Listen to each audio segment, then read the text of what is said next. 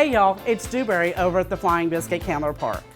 It's time for another episode of Cooking with Dewberry. We're gonna build on what I taught you the last time with those creamy dreamy grits, and we're gonna make the Flying Shrimp and Grits, one of our most popular items on the menu. All right, let's get started. Here's our ingredients. First, you're gonna need your trusty glass of wine because you just gotta have it. It's a rule. And then we're gonna start with the basics of just about any tomato sauce. You're gonna have onions, you have celery, carrots, your mirepoix if you're a fancy foodie. Then you're gonna have tomatoes that have been seeded and chopped, and peeled because the peel is kind of gross. And then we're gonna have a roasted red pepper. Has a little bit of the burn on it, but all the seeds are gone, a little bit of its lovely juice. And then your spices. We're going to have fresh basil, fresh chopped garlic, black pepper, red pepper flakes, paprika, and then a little flavor addings to the sauce. You're gonna have Worcestershire, however you want to pronounce it, and Tabasco. And then we're gonna have a little bit of, much like me, extra virgin olive oil to get it all going. Let's go over to the stove and make our sauce. All right, let's make the sauce. The first thing we're gonna do is you're gonna want a pot with a lid because we don't wanna lose all of our sauce as we make this. Otherwise, all of your liquid's gonna evaporate out of the pan. So I've got a little pan here with a lid. We're gonna add our extra virgin olive oil. We want that to get good and hot. And then we're gonna add our mirepoix. We've got onion. We've got celery. And we've got the carrot. We want to give these just a few minutes to sort of soften up. We don't really want them brown, they don't need to be. We just want them to soften up a little bit before we put the garlic in because the garlic burns easy. So we want to sort of let these other vegetables get a head start.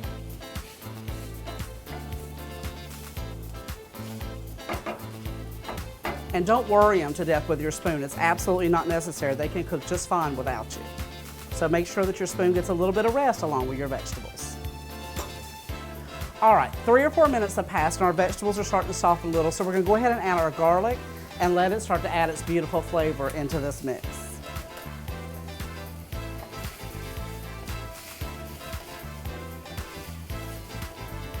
All right, we'll give that just a minute and then we're gonna give it the herbal treatment.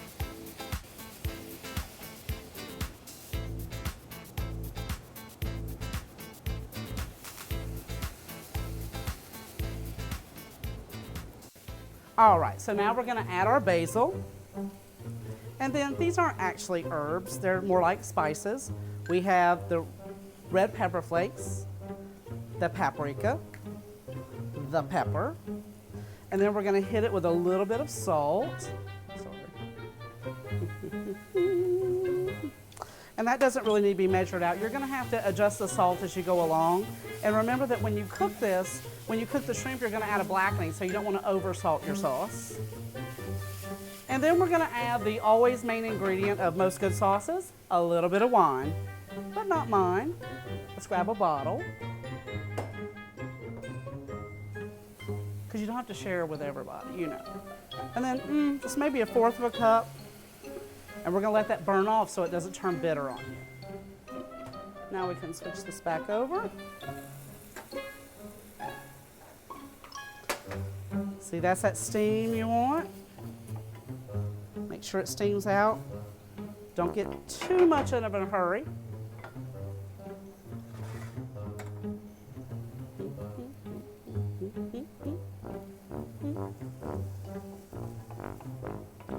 You can pretend to be important and do like this and not actually stir it. It's especially good if you have an open kitchen and you're cooking for people. Just push down the sides of the pan. They'll think you're doing something.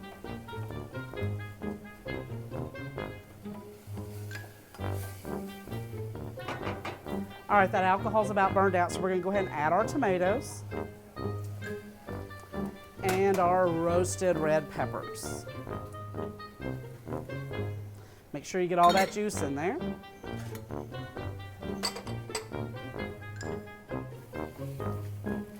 Give this a good stir.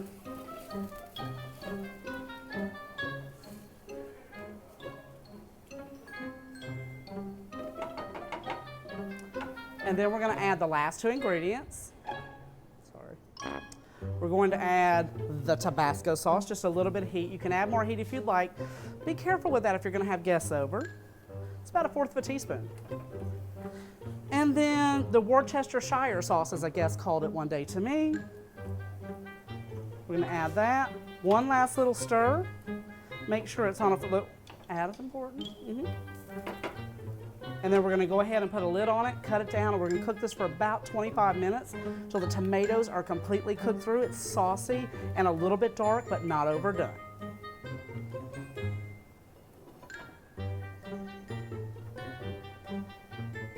Time for a rest. See you in a minute. All right, so the marinara is done. Such a beautiful and simple recipe. So many beautiful things going on in it. All these lovely vegetables. It's going to go really well with the shrimp. And this is going to take about 4 minutes total to put together. I've already got my grits portioned up and they're staying nice and hot. So let's go ahead and get started because we want to get this to the table as soon as possible. What I'm actually doing is serving for 1 because here at the Biscuit, we like big portions. And so we're doing 10 shrimp per person because I'm a little bit of a pig.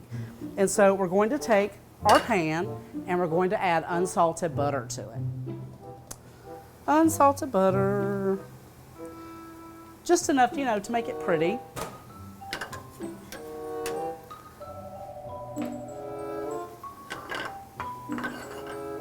All right, we want to melt that butter down. And then these shrimp have been peeled, they've been deveined, there's no tails. In the cookbook it says leave the tails on, and maybe if you know your friends really well, but quite frankly, I don't want to be pulling the tail off during dinner. I just want to eat, eat, eat. So we're going to throw that into that sizzling butter. And we're going to add blackening seasoning. Now, blackening seasoning you can buy in the store. You can make your own if you're feeling like really excited about it. I buy it. I find that it's cheaper to buy a ready-made seasoning blend than to make my own. Okay, and again, let's grab our tongs and our towel. Don't play with these too much. They actually need to cook. They don't need to be played with the whole time. I know this is minor TV, but we want them to actually cook beautifully. And don't overcook your shrimp or you'll have bubble gum and marinara.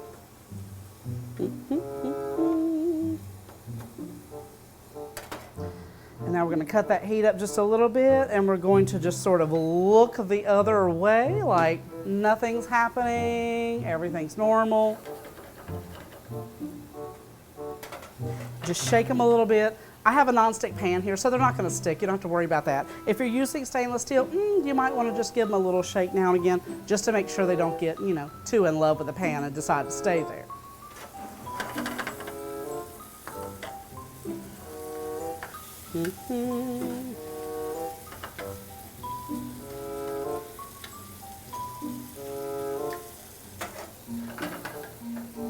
With these, you can serve a nice green salad with a balsamic vinaigrette like we do. Ooh, it's kind of spicy, so you could use like a poppy seed dressing and just like candied pecans, which are in our cookbook too. Just anything sort of light, even peppery greens would be nice with this. But make sure you do a salad. There's no reason to be greedy with all those grits. You're getting like enough cheese for at least a day.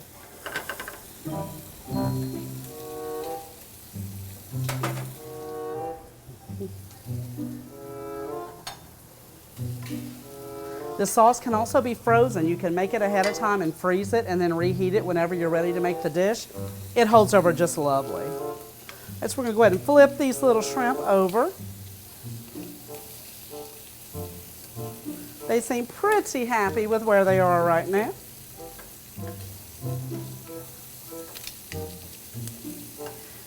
And when they're just about done, we're going to put a little bit of our marinara in.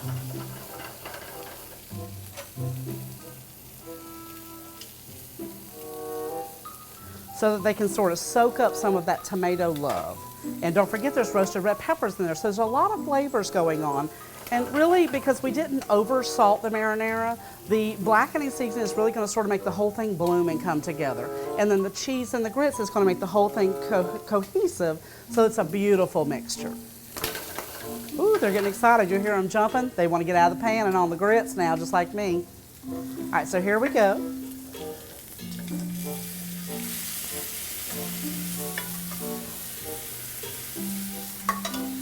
here we go. Woo, flames away, flames away. That's just fancy. It won't hurt you none. Once you get the marinara in, you're talking about a minute before, minute and a half, and then we want to get this shrimp right on top of those grits and get it on the table. You ready? All right, so we got some hot grits here. Beautiful. And I'm just doing one serving just to let you see what it is. We're going to take these shrimp and we're going to make them pretty.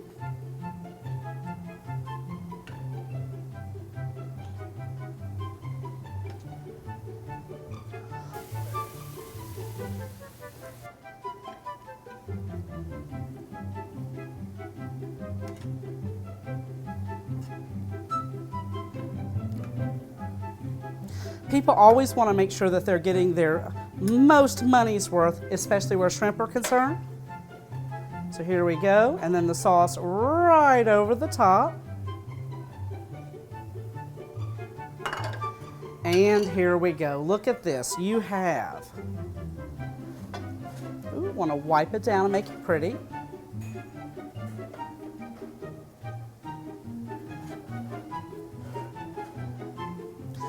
You have your shrimp, you have your tomatoes, your onions, your celery, your roasted red peppers, that little bit of red wine, those spices, everything is working together to make this a beautiful dish.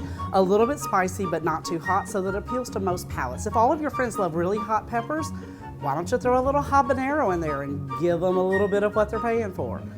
This is something that you can serve anytime, and people are always going to be impressed with shrimp and grits. So go ahead and make this one night, make everybody fall in love, and then hopefully when they invite you to dinner, it'll be beef tenderloin. Thank you so much for joining us. Join us next time for Cooking with Dewberry, when we make something as equally special, equally beautiful, and always Southern. Enjoy.